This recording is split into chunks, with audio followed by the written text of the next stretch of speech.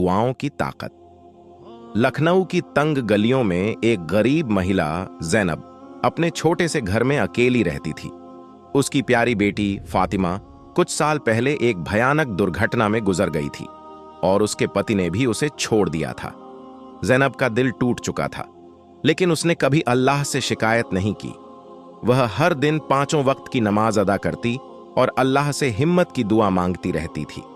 एक दिन जब वह नमाज पढ़ रही थी, अचानक उसके दरवाजे पर दस्तक हुई। दरवाजे के बाहर एक मासूम बच्चा खड़ा था, जिसने कहा, अम्मी, मुझे भूख लगी है, क्या आप मुझे कुछ खाने को दे सकती हैं?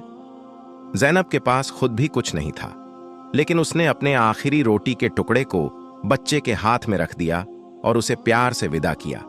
जैसे ही वह दरवाजा बंद कर रही थी, उसके पड़ोसी ने आकर कहा, जैनब बहन, मैंने देखा कि तुमने उस बच्चे की मदद की।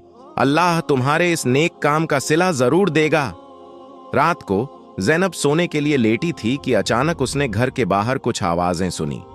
बाहर जाकर देखा तो चौंक गई। उसके दरवाजे पर बहुत सारा खाना रखा हुआ था। उस पर एक चिट्ठी भी थी। उसमें लिखा था, अल्लाह ने तुम्हारी दुआओं को सुना और तुम्हारे नेक कामों का इनाम तुम्हें दिया है। जैनब की आंखों में आंसू आ गए। उसने तुरंत अल्लाह का शुक्रिया अदा किया और दिल से महसूस किया कि दुआओं की ताकत वाकई बहुत बड़ी होती है।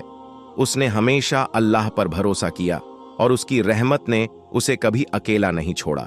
इस कहानी से हमें यह सीख मिलती है कि हमें कभी भी अपनी मुश्किलों से हार नहीं माननी चाहिए और हमेशा अल्लाह पर भरोसा रखना चाहिए।